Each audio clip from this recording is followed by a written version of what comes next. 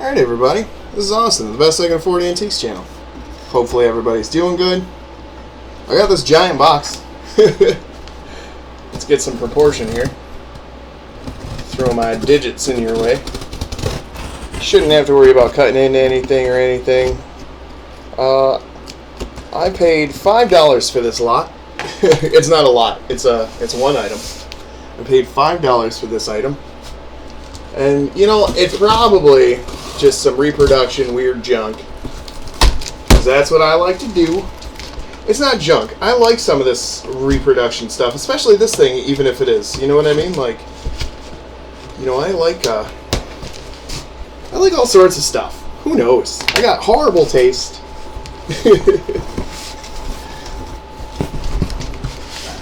Trying not to bash everything in the world in here. Hit the camera, I'm pretty sure. Okay. And don't forget, we still got to look at all the stuff we've gotten in the other boxes. But I didn't really understand what I had bought here. I couldn't really tell how big it was or anything. I know it smells like rabbit chips in here. No big deal. Everything smells like something. Now this looks pretty new. And lady didn't have any measurements or anything. And I bought it anyway. I was like, whatever. Nobody cares.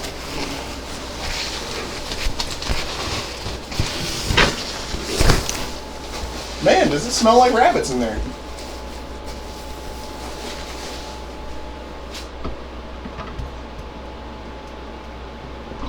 Okay, can't set it up against that. Stab the hole in my thing. Well, alright. I mean, that doesn't look horrible. It smells horrible. It really does smell like a little rabbit home in that box. No big deal. I've had stuff that smelled worse. Mostly me. Okay. Let's try and figure this out, why don't we? I don't know how long a fencing foil should be. I don't know.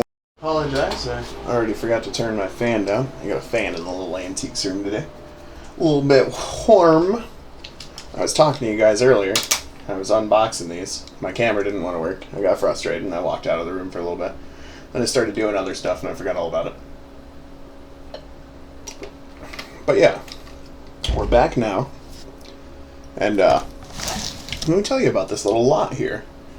Now, I'm starting to think that these are genuine fencing foils, vintage from Toledo, Spain. Now, this blade has plenty of flex, and it goes right back to where it was. Now, that's some type of spring steel, I imagine. If you did this with your kitchen knife, it would just stay where you'd put it and never go back to its original shape. But these are meant to have some flex. Now there's parts of them that are still maybe chromed, so I think that at one point in time these might have been entirely chrome, and you can see the thickness reduces as you're going down it. You see right at the tip here, I don't know if I'll ever be able to get that into focus or not. I think you can see, though, that it's curled at the tip. And somebody blunted these so that you could hang them on a wall. So yeah, you come up here, make sure I'm not stabbing a painting off the wall or anything. And it's got some pretty nice either engraving or it's cast that way.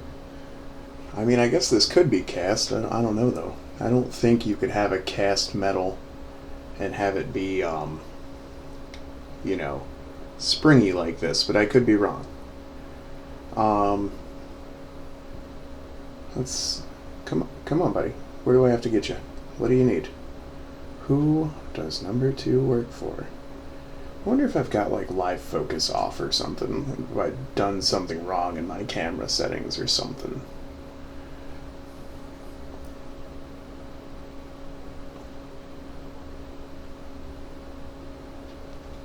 Can we even see that? Goodness gravy. What about the other side? What if I remove this stuff from the background here? That's a little better, isn't it? Maybe that's all I've needed to do this entire time. So yeah, it's like painted inside of its engraving on both sides. So that's kind of what told me that it wasn't made for just hanging on a wall, you know. Why would you engrave something on both sides if it was only ever going to be on display on a wall? I couldn't see any of this, though. I don't know if this is maybe brass at the bottom. I don't know if maybe all of this is brass. I don't think brass rusts like that. So I think it's maybe a steel blade that goes into a brass shank, but I don't know. I don't know if that would make any sense at all or not. But this all appears to be hand beaten, maybe, or at least like hand filed and worked. I'm really not sure. But yeah, I had only asked the lady that was selling these if they came off of the display, or if they were like, you know, now a piece of that display. And she said they didn't come off. I was like, okay. And the bid went for $5, so I bought them anyway, thinking that, you know, I don't know, they were a little too fancy to just be hanging on a wall. But none of these pictures that I'm showing you existed. There were no close-ups or anything. This is the handle. You can see that it's twisted wire wrapped. It's kind of a neat little feature. But yeah, I don't think these are of insane quality or anything. I think they're better than decorative pieces. I think they were made for something as opposed to just to be on a wall. And they go in their little shield there, which is pretty neat. This is the hand guard.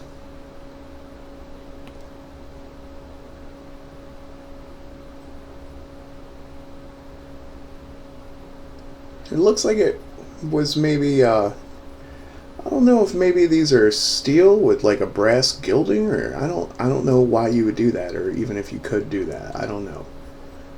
But yeah, I mean, you see one side still got some like brass shininess to it, versus this side that's all corroded up and stuff. I don't know.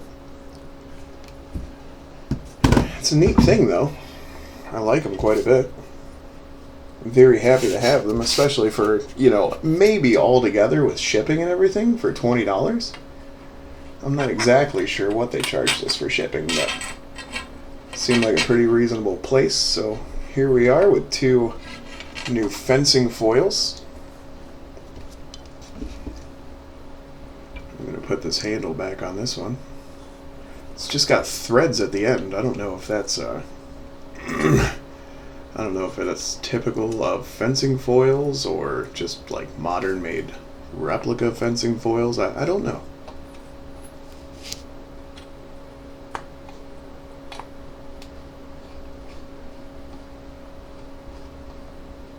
This is the pommel, I believe, the thing that I'm twisting to tighten.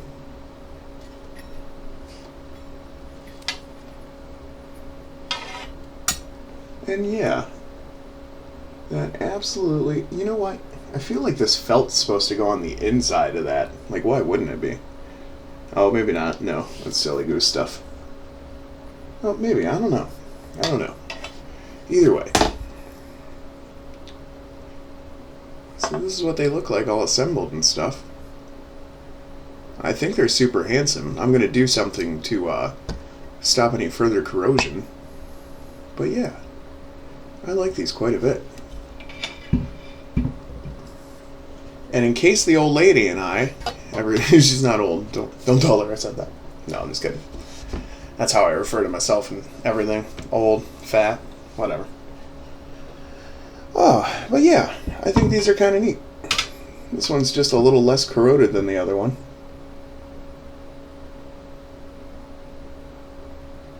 I think it's a very handsome design. Oh, and I noticed they're They're not quite the same design. Maybe the same design. They're at least not the same colors.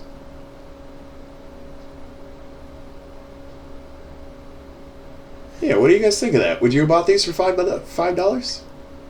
I mean, I would think so, right? They must be 30 inches, maybe 3 feet. I think more like 30 inches. I am in love with them, though. I think these are super handsome. And I saw some for sale on Ebers for, what was it? $280. That's what it was. It had a different display, but they looked like they were the same foils. That's what this type of sword is called, a fencing foil. And this wooden placard, that's definitely like a real piece of oak or some heavy sort of wood, and hand carved from what I can tell. But yeah, that little decoration on it, and then I don't know if we'll be able to see it or not. Oh, you can kind of see it up there. That thing in the middle, you actually would tighten these screws or bolts down, and that'll kind of keep the swords in place. And obviously you don't want to do that too hard because you'll end up bending the blades. You don't want to memorize them to be like that. I must have gotten this from Crossroad Auctions. But yeah, they only had one picture, and they said they didn't come out of their things. So I bought them anyway for $5, and here we are. With an approximate value of, I would think at least $200. I wouldn't sell these for less than $200 because, they're in my house. Why would I want them not to be for less than $200? Pretty cool though, huh? Let me see if I can get the whole knight in here. You know what? We're not going to lean anything against that. That'll be fine. I'm sorry if this is visually confusing having the wooden lamp back there too. But yeah, that's the display it came with for $5. Probably like $20 after shipping and handling and stuff. So there. Now, I've always wanted to buy swords. I don't care if that makes me a nerd, whatever it is. I don't know how to use a sword or anything. I think they're beautiful. I think it's an art onto itself and a super skilled thing. I mean, if you've ever worked with metal doesn't do just what you want it to, You've got to finagle it. So, I mean, for some of the things that they made in the past to even exist, I mean, the science required and the technique required to build them is incredible. I mean, I even respect these little sword things here, but Japanese swords, if it's a forged, folded katana, I mean, there is so much interesting metallurgy and tempering and, so much stuff that goes into that. I mean, the forging process, just everything. So, I've always wanted to buy a Japanese sword.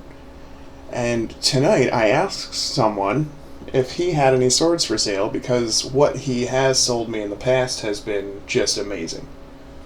So, oh my goodness. I don't know if I'm going to buy it yet. But if I do, you guys are not going to believe what I'm working on right now because I can't believe what I'm working on right now. Please don't be super expensive. Oh my god, I already know it's gonna be. This is Austin, the Best I Can Afford Antiques channel. Cross your fingers for me. Hope I get a deal. Come on, man.